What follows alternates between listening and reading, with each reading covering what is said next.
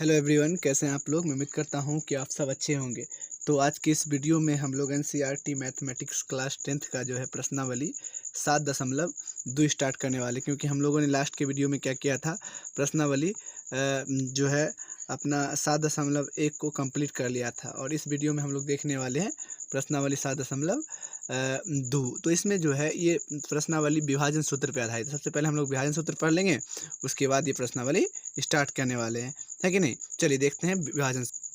तो इसके लिए हम लोग क्या करते हैं, एक बिंदु इस तरह से हम लोग लेते हैं और विभाजन सूत्र ज्ञात करते हैं। देखिए ए, और इसको कर देंगे हम लोग वी, क्लियर है।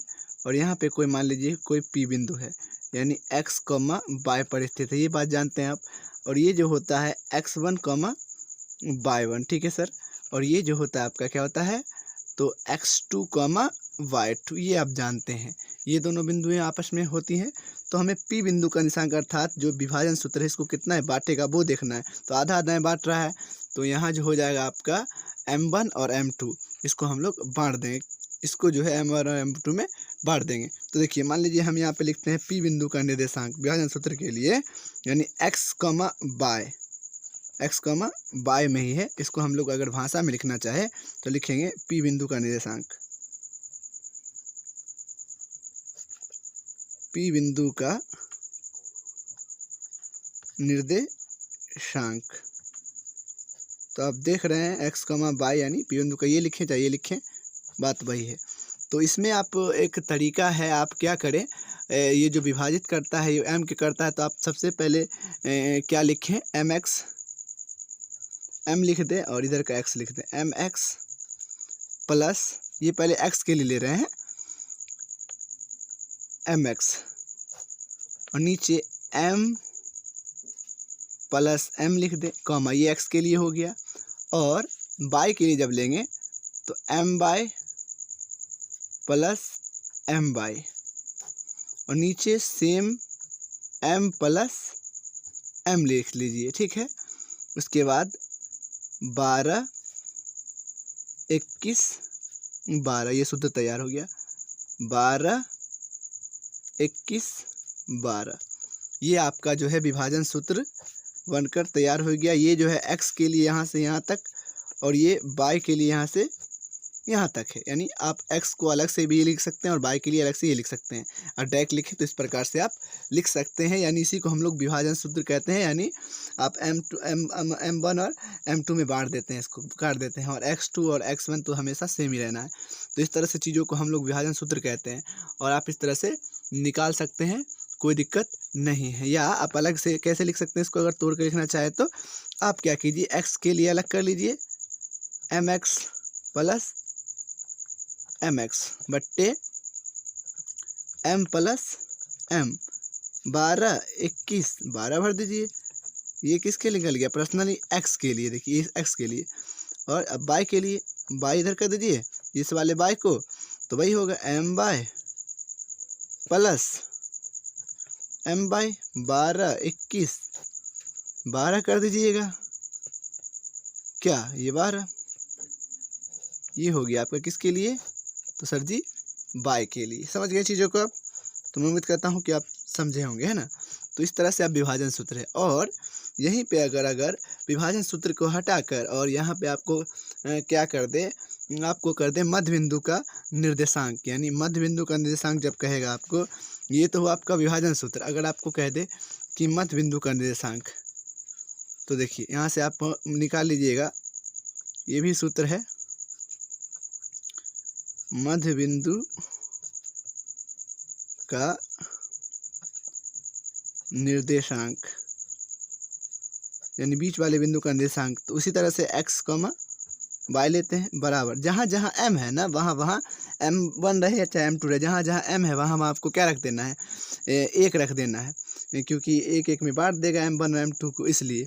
तो यहाँ 1 रखेंगे तो x2 हो जाएगा, x1 x2 लिख सकते हैं, या फिर x2 प्लस x1 लिख सकते हैं। तो बात वही है, 2 4 को जोड़िए, 4 2 को जोड़िए, वही बात है। तो हम लिख सकते हैं x1 x2, जहाँ जहाँ m है वहाँ हम 1 तो 1 1 2 यहाँ लिख देंगे, 2 हो जाएगा।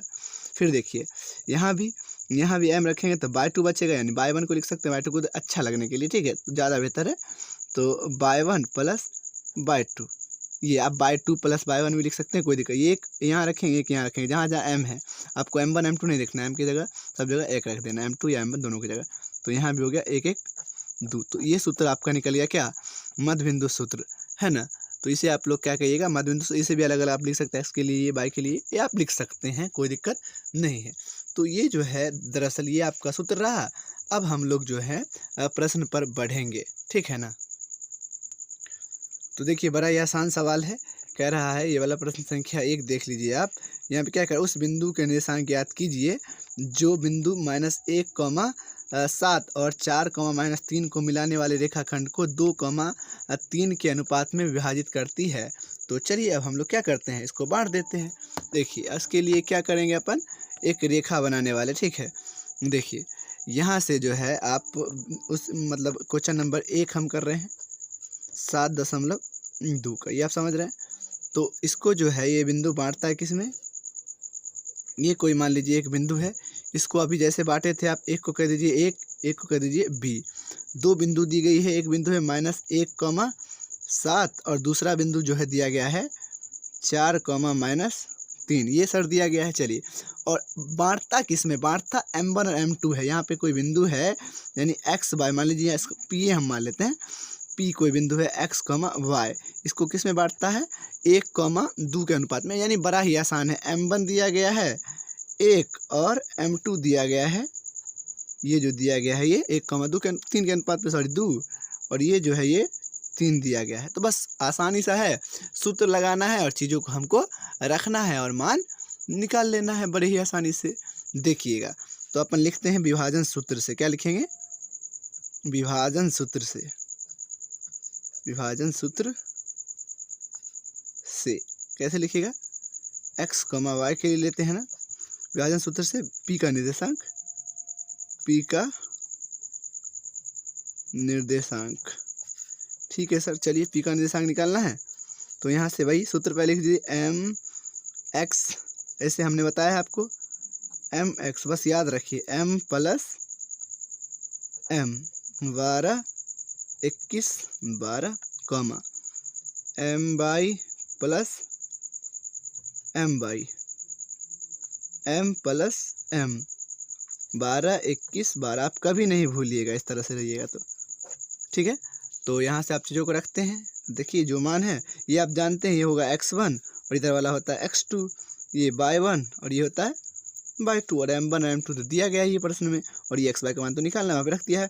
तो m1 12, 21, 12, तो m1 कितना है सर, तो 2, तो रख देंगे 2 गुने x2 कितना है सर, तो 4 है, तो 4 रख दीजिए, प्लस का निशान है, m2 कितना है 3, तो 3 रख दीजिए, x1 कितना है तो -1 है, -1 रख देंगे, बट्टे m1 + m2 यानी 2 + 3 रखना है हमें, क्या दिक्कत है, m1 कितना है तो 2 गुने y2 कितना है तो -3 प्लस y1 कितना है ये वाला, तो आपका आ गया 7 गुने y1 m2 कितना है, सॉरी m2 3, तो यहाँ पर रखिएगा 3, और y1 कितना है तो वो है आपका 7, यहाँ पे नहीं ये 7, और ये तो जानते हैं 2 + 3 है दिया गया। इस तरह से चीज़ों को हमको सॉल्व करना है, यानी 8 हो गया यहाँ पे, और माइनस प्लस माइनस 3 बट्टे 5 माइनस 6 ना, 3 दूना 6 होगा ना, प्लस 7 या 21 हुआ ना, यहाँ पे जो ये था 5 होगा। इस तरह से चीज़ों को लेके चलना है, और यहाँ पे जो घटाइएगा तो क्या आ जाएगा 5 बट्टे 5 कॉमा है ये ना, यानी घटा 21 में से 6 चला गया, माइनस का साइन है, तो क्या बच गया आपके पास 15 बट्टे 5, 5 तिया हो गया आपका 15, ये 5 एकम 5 कट गया, 1 एकम 1 और यहाँ 3, तो आपका जो बिंदु का निर्देशांक यानी x, y का निर्देशांक जो निकल गया वो क्या निकल गया 1, 3, यानी x के लिए 1 और y के लिए 3, अलग अलग भी लिख सकते हैं, कोई दिक्कत नहीं है। इस प्रकार से आपका ये निर्देशांक निकल गया है ना, काफ़ी आसान। तो बड़ा ही आसान है, समझे, आपको बस समझना है और बनाना है। चलिए क्वेश्चन नंबर 2 देखते हैं। तो दूसरा प्रश्न में कह रहा है बिंदु 4, -3 और -2, -3 को जोड़ने वाले रेखाखंड को सम त्रिभाजित करने वाले बिंदु को निर्देशांक ज्ञात कीजिए। मतलब ये तो ए बी बिंदु दिया गया है, उसको सम त्रिभाजित करता है, देखिए किस प्रकार से, है ना। तो देखिए बड़े ही आसानी से हम लोग अभी ज्ञात करेंगे दूसरा प्रश्न। देखिएगा सबसे पहले अपन क्या करेंगे, जो दिया है उसे लिख देते हैं, ठीक है। सबसे पहले कोई बिंदु जो है आपका इस तरह से एक रेखा है, उस पर आपको दे दिया है ए का मान जो है आपको दे दिया है 4, -1 और बी का मान जो आप किताब लेकर बैठे ये जो है -2, -3 दे दिया है। समत्रिभाजित मतलब M1 M2 जो है समत्रिभाजित करता है, यानी यहाँ से एक बिंदु पारेंगे, यहाँ से तो 1 2 यानी एक बिंदु यहाँ लेते हैं, एक बिंदु यहाँ, तो देखिए तो 1 2 3 हुआ ना समत्रिभाजित, 3 भाग में बांटा ना। समान समत्रिभाजित का मतलब समान 3 भागों में कोई बिंदु बांट रहा है, यानी ए बी, यहाँ रख देते हैं पी, इसको हम रख देते हैं क्यू। तो सर जी M1 M2 नहीं मालूम है, ये तो x हुआ ना आपका और ये y हुआ, इसके लिए भी ये x हुआ ना आपका और ये y हुआ। हम भी कह रहे हैं कि हाँ जी y हुआ। तो अब जो है अपने को बिंदु P का और बिंदु Q का निर्देशांक निकालना है। मान लीजिए हमको P का निर्देशांक निकालना है, तो यहाँ पर यहाँ से लेके यहाँ तक की दूरी जो है ये निकालनी पड़ेगी, यानी बिंदु P का Q का निर्देशांक के लिए ये तो कुछ मान नहीं है, तो डायरेक्ट यहाँ देखेंगे और यहाँ देखेंगे, यानी M1 यहाँ से इतना घर की दूरी कितना, एक कदम चलना है और यहाँ से 1 और 1 2 कदम, तब ना B पहुँचेंगे। तो बिंदु P के लिए देखिए अगर हम अलग अलग बनाते हैं तो देखिए यहाँ से लेकर यहाँ तक जो हो जाएगा 1 घर 2 घर, तो M2 क्या हो जाएगा, यहाँ से जो है इसके लिए तो M1 इधर वाला होता है और M1 कितना हो जाएगा, 1 घर है तो M1 1, इधर से 1 इतना दूर से 1 घर 2 घर, ऐसे समझिए। तो M2 कितना हो गया, 2 ना, ठीक है ना। और इस वाले के लिए Q के लिए लिखिएगा, देखिए और इसी वाले में समझे तो Q 1 घर 2 घर, तो M1 इसके लिए क्या हो गया बताइए, तो M1 2 घर, M1 M2 कितना हो गया, 1 घर ना, तो M2 इसके लिए कितना हो गया 2, समझे बात को, 1 सॉरी इतना 1। तो इस तरह से अपने P के लिए बनाएंगे सिर्फ, तो P यहाँ लिखिए और ये जो हो गया आपका 4 -1 हो गया ना, और ये अपना -2 -3, यानी M1 जो है इसके लिए क्या हो गया 1 और M2 जो है इसके लिए हो गया 2। और उसी तरह से सिर्फ हम लोग एक फ़ोटो इसके लिए ले, किसके लिए, Q के लिए, तो यानी ये Q है और ये चीज़ तो सेम रहेंगी ना, 4 माइनस इस तरह से A और B तो लिखना है, A 4 -1 है ये A बिंदु का निर्देशांक और B बिंदु का निर्देशांक जो है वो -2, -3 है और ये x, y है। ये चीज़ें आप समझ रहे हैं ना, तो ये इस तरह से आप चीज़ों को समझें और बात को समझ में आया होगा, आप समझ रहे होंगे, ठीक है ना। तो इस तरह से आप कीजिए। तो देखिए अब मान लीजिए हमको P का सबसे पहले निर्देशांक ज्ञात करना है, इस वाले फिगर से देखिए इसी पहले बारे में समझिए। तो लिखेंगे बिंदु P का निर्देशांक, क्या लिखिएगा, बिंदु P का निर्देशांक x, y पहले लिखिए, P के लिए ले रहे हैं तो P के लिए देखिए M1 कितना है 1 ना, तो पहले तो फार्मूला लिख लेते हैं mx + mx क्या जी m + m, ये मैंने कहा है 12 21 12 रखना है अपन को, और my + my m + m 12 21 12 रखना है। चलिए सर, तो इसके लिए तो अपने पास M1 जो है वो कितना है, M1 हो गया 1 और M2 इसमें कितना है दूरी, मतलब सॉरी यहाँ पे हम लिख रहे हैं इसके लिए तो M1 हो गया 2, M2 है वो 1 है, इस वाले के लिए, ये बिंदु के लिए तो M1 1 है। तो यहाँ इस वाले में P का निर्देशांक देखें तो P वाला फोटो देखें ना, तो यहाँ से M1 जो है ये आपका जो है 1 है, तो 1 गुने x2 यानी ये वाला x2 होता है और ये x1 ये y1 और ये y2, ये सब बात आप समझ रहे हैं, ठीक है ना। तो ये है, तो आप x2 देख लीजिए ना -2 है और प्लस M2 कितना है तो 2 है, गुने x1 कितना है तो 4 है सर। चलिए बट्टे M1 यानी M1 कितना हो गया 1 और प्लस 2, ठीक है।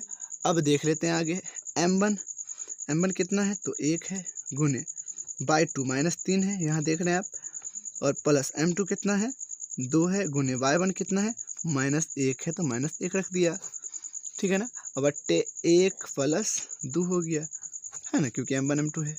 इस तरह से आप गुना कर देते हैं तो -2 और प्लस 8 हो गया, बट्टे में जो है 3 आ गया, और नीचे माइनस ये वाला हो गया -3 और प्लस माइनस माइनस 2 और बट्टे ये क्या हो गया आपका 3। ठीक है जी, चलिए कोई दिक्कत नहीं है। यहाँ पे घट जाएगा ना तो क्या बच जाएगा आपके पास 6/3, 3 दूना 6, यहाँ पे माइनस का 5/3 ना, माइनस का 3 और माइनस का इतना जुड़ गया तो 2, -5 एक बिंदु निकल गया, -5/3 एक बिंदु निकल गया आपका, ये वाला एक आंसर हो गया, है ना। चलिए तो बिंदु पी का निशान का आप समझे ना बात को, ये हो गया आपका एक्स के लिए और ये हो गया आपका वाई के लिए, समझ गए। तो इस तरह से अब चलिए इसी का देखते हैं क्यू के लिए। बस M1 M2 चेंज होता है, यानी M1 यहाँ पे 2 हो जाएगा, आप समझे। M1 कैसे 2 हो गया, क्यों ये घर चला इसलिए क्यू के लिए ये बात है। तो अब देखते हैं क्यू की दूरी यानी क्यू का निर्देशांक लिखेंगे, बिंदु क्यू का निर्देशांक तो क्या हो गया एक्स कॉमा वाई लिखिए क्योंकि क्यू तल है, और उसके बाद बस मान रख दीजिए। पहले तो सूत्र लिखिए एम एक्स, हम याद करा देंगे आप लोगों को, mx/m plus m comma my plus my/m plus m। कोई दिक्कत जी नहीं सर जी। तो 12, 21, 12 और 12, 21, 12 ये लीजिए। तो सर सिर्फ M1 M2 चेंज हो रहा है यहाँ से, ये वाला ये तो बिंदु है ही है 4। M1 कितना है 2 और M2 कितना है 1, तो M1 कितना है 2 और x2 तो यहीं से हम देखेंगे ना, यही वाला ना हो गया, ये x2 कितना -2, तो x2 रखेंगे -2 प्लस M2 कितना है तो 1 गुने x1 कितना है सर, तो x1 जो है वो 4 है, x1 कितना है तो वो 4 है, तो 4 रख देते हैं बट्टे 1 प्लस 2, ये तो देख रहे हैं। तो अब यहाँ पे फिर से M1 कितना है तो M1 1 है, ठीक है। और y1 कितना है तो y1 यहाँ से देख लेते हैं -2 है, तो -2 रख देते हैं यहाँ पे, प्लस M2 कितना है तो आप ही जानते हैं 1 है, और गुने y1 कितना है तो y1 यहाँ से -1 दिख रहा है, तो -1 रख दिया बट्टे में 1 प्लस 2, तो आप देख ही रहे हैं ना, यानी M1 कितना है 2 और ये 1 इधर ना 2 और बोला एक बात वही है, इधर से उधर बस लिख देना है। तो माइनस का 4 हो गया और यहाँ पे जो है 4 कम 4 हो गया, बट्टे में आ गया आपका 3 जुड़ना ही है, और माइनस का 2 अब प्लस -1 बट्टे में ये वाला आ गया आपका 3, क्या जी। तो यहाँ से तो 0 आ गया आपका, 4 से 4 गत्तम तो 0/3 कॉमा -3 बट्टे आपका आ गया यहाँ पे जो है बड़े ही आसान सा चीज़ है। तो यहाँ पे थोड़ा सा देखिए शायद मिस्टेक हुआ, ये तो ठीक है, ये वाला M2 12 रहे ना, तो 12 था यहाँ पे, तो M2 जो है 12 21 था, तो M1 देखना है, M1 कितना था 1 था ना, M1 कितना था M1 इसके लिए Q देख के लिए 2 था, तो 2 कोई दिक्कत नहीं, गुने M2 y1, तो y1 जो है -1 है, चलिए कोई दिक्कत नहीं, और प्लस M2 कितना है तो यहाँ पर 1 है, और y1 जो है y1 यहाँ पे y1 और फिर हो गया यहाँ पे बात था y2 कितना देखना था, y2 यहाँ पे देखना था 12 है ना, तो y2 देखिए 12 है ना यहाँ पे 1 2, तो y2 कितना यहाँ से देख लेते हैं, y2 -3 है, सॉरी, तो यहाँ पे -3 हो गया, फिर से कोई दिक्कत नहीं, बस समझ लेते हैं चीज़ों को। M2 कितना है 1 है, और y1 जो है ये -1 है, तो यहाँ पे -1 रख देते हैं, सॉरी फॉर डैट। यहाँ पे हो गया 3 आपका, और यहाँ से इस बिंदु को ख़त्म कीजिए, कॉमा लिख देते हैं, यानी -6 और प्लस माइनस का 1 बट्टे में ये वाला 3, तो यहाँ से जो है आपका निकल गया 0 आ गया भाग देने पर, कॉमा ये वाला और -7/3। तो इस तरह से x, y का बिंदु निकाल सकते हैं, कोई दिक्कत नहीं है ना। तो बड़ा ही आसान था ना, तो बस आप देख के मान को रख देना है, इतना आसान है। चलिए तो क्वेश्चन नंबर 3 में कहता है कि आपके स्कूल में खेल कूद क्रियाकलाप आयोजित करने के लिए एक आयताकार मैदान ABCD में चुने से परस्पर 1 मीटर की दूरी पर पंक्तियां बनाई गई हैं। AD की अनुदिश परस्पर 1 मीटर की दूरी पर 100 गमले रखे गए हैं, जैसा कि आकृति में दिखाया गया है। निहारिका कह रहा है कि पंक्ति AD के 1/4 भाग बराबर दूरी दौड़ती है। 1/4 भाग मतलब पंक्ति का 1/4 भाग दूरी दौड़ती है और वहाँ एक हरा झंडा गाड़ देती है। ठीक है। प्रीत 8वीं पंक्ति में AD यानी 8वीं पंक्ति में प्रीत है और दूसरा पंक्ति में 1/AD का 1/5 भाग जो है भाग के बराबर दौड़ती है और वहाँ एक लाल झंडा गाड़ देती है। दोनों झंडों के बीच की दूरी ज्ञात कीजिए, है ना। टोटल कितना रखा गया है, मतलब 100 का होगा, मतलब देखिए 1 मीटर की दूरी पर है गमले की दूरी, तो ये है। तो सबसे पहले 100 का 1/4 भाग और 100 का 1/5 भाग निकालेंगे, उसी से पता चल जाएगा, क्योंकि दोनों के बीच की दूरी ज्ञात करनी है। और उसके बाद क्या कह रहा है देख लेते हैं। यदि रश्मि को एक नीला झंडा इन दोनों को मिलाने वाले रेखाखंड के ठीक आधी दूरी पर गाड़ना है, तो कह रहा है उसे अपना झंडा कहाँ गाड़ना पड़ेगा, यानी विभाजन सूत्र से हमको उसके बीच में झंडा कहाँ गाड़ना है वो भी ज्ञात कर लेंगे।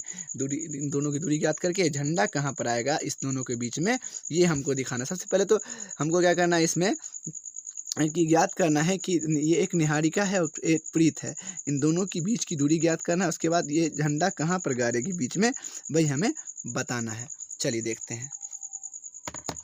देखिएगा, मान लीजिए ये एक निहारिका है और यह एक प्रीत है। तो ये जो है 100 का पहला में कह रहा है कि 1/4 भाग, यानी 100 गुने 1/4, यहाँ AD ये है D में 100 गमले हैं तो 100 गुने 1/4 यानी कट गया तो 25, यानी ये जो आ गया आपका 2x का मान है 2, क्योंकि पहले x लेते हैं, x और y लेते हैं, तो ऊपर में x का मान क्या आ गया 2 और कॉमा y का मान क्या आ गया 25 ना, क्योंकि ऊपर 25 आएगा, यानी यहाँ पे कहीं न कहीं 25 है, तो ये आपका निकल गया 25। ठीक है सर। और यहाँ उसका ये आपको रफी में समझना पड़ेगा। उसके बाद वो कह रहा है अगला बार कह रहा है क्वेश्चन कि वो 100 का मतलब जो प्रीत जो है वो 100 का 1/5 भाग दौड़ती है, तो उनके बराबर दौड़ती है, 1/5 भाग दौड़ती है। ये थी निहारिका, ठीक है, पहली वाली निहारिका थी। और अब जो है ये प्रीत है, तो प्रीत का देख लेते हैं 20 बार में, यानी ये निकल गया आपका 20। तो यहाँ से जो आपका पहले तो x का मान लिखते हैं, उसके बाद y का मान लिखते हैं।